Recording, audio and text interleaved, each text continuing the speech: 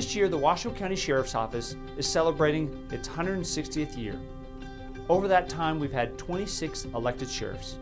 I'm Sheriff Darin Balaam, and I'm honored to serve as a 27th elected sheriff.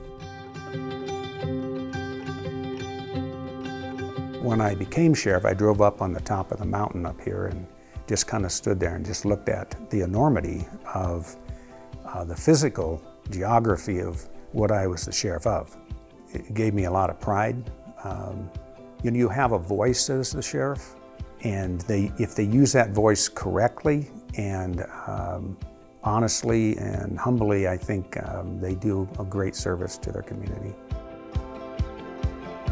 Before I became sheriff, I was the undersheriff, and when the sheriff left a little bit before his term was over, Sheriff Darin Balaam, I operated the sheriff's office as the sheriff and undersheriff. Darin Balaam was a very good sheriff. He was a hard charger, very, very dedicated sheriff. He and I were the only two sheriffs before Darin who were ever elected to be the sheriff, starting as a deputy. My dad did have a huge influence on me becoming sheriff, not only from growing up, so I had the opportunity that most don't, of growing up in the sheriff's office and coming to work with them and seeing what this organization was about. But then when I started my career, he was one of my mentors. And so I learned some of the good traits that he brought. He was always upbeat, he was funny, and he too instilled in me the work ethic, but the commitment to make a difference. And I think that's what we in law enforcement always, when you ask anybody that joins, they want to make a difference. And that's what he taught me, was to give back to our community.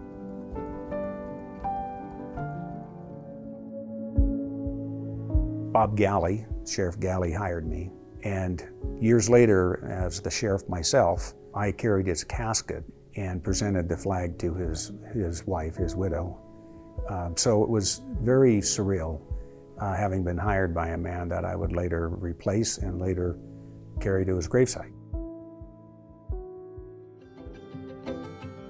When I became chief, I brought substantial changes to the Reno Police Department. And they, when I was approached by the association members, they said, "We want to have all the changes that you made at the Reno Police Department." I got recruited to do it because I was getting ready to retire. Certainly I knew about what was going on in the jail, which was being badly mismanaged. And so we started, I called it the new jail philosophy. The philosophy was, you work and then you get benefits. So if you won't work, then you stay in your cell 23 hours a day. That was an earthquake, because that was unheard of. People will tend to form their own opinions on what you or the men and women involved in that particular incident did. What were their actions? Did they act appropriately? And things happen so quickly. But I also believe too that if you're earning the trust and respect of the community every day, just through the normal day-to-day operations, when something does happen that may cause an alarm in your community or in your county, I think you have built the trust through those relationships to be able to have the conversations. It was a teamwork thing from the beginning. So while it's different and you're an outsider, I was welcomed. And my style is to meet with people one-on-one or in groups on anything. I had an open door policy, and I encouraged them to use it, and they did.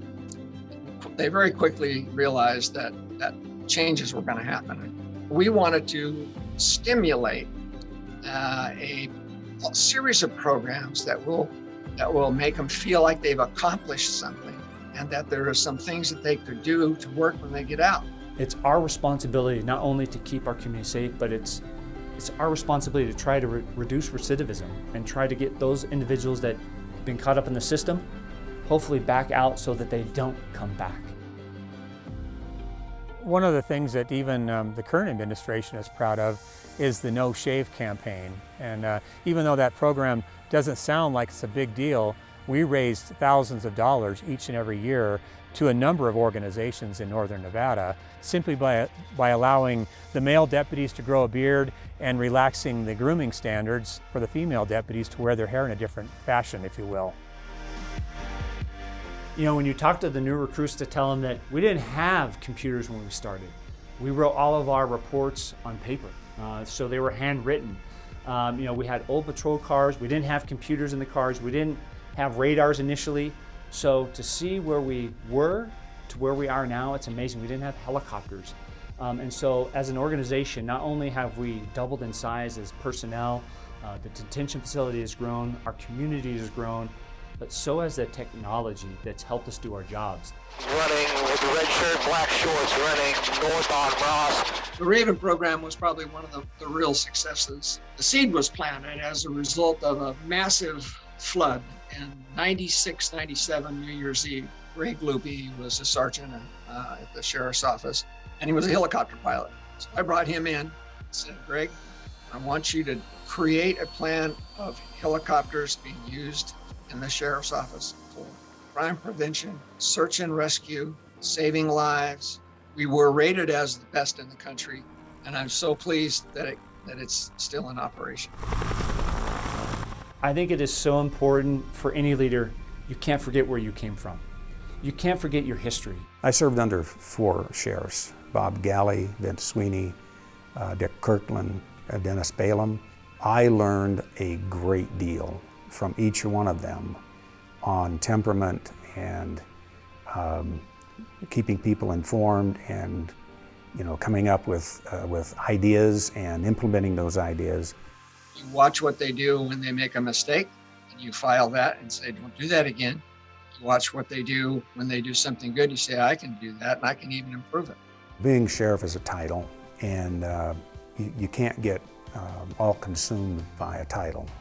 So I'd like people just to know that I tried hard, I worked hard, I cared about them, and that with them, they enabled me to do something that I thought was important for our community.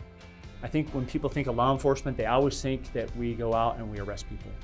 So when they think of Darin Balaam, I want them to think of a time when the sheriff's office as an organization not only kept them safe, but they made a difference, whether that was reducing recidivism, whether that was addressing the opioid crisis, whether that was addressing and helping people in need in the vulnerable population, mental health.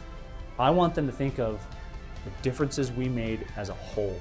What I would like to be remembered for is I said what we were going to do, and I said it specifically. I didn't say we're going to make everything better. I said we're going to do this and this and this and this and this. And then we did it, and then we showed it to them. As a sheriff who cared about the community, who put the community first, I wanted more community engagement and involvement. And really, it didn't have to be a lot, just little things, the interactions with the community. Being sheriff was the greatest job, the best job, the most fun job that I had in law enforcement. It's what I call the perfect job. It's extremely special. To say that I'm humbled and grateful, it's not enough. Because as I walk the halls, I am so proud to see this organization flourish, and it's just not me. It's not me. This is a family.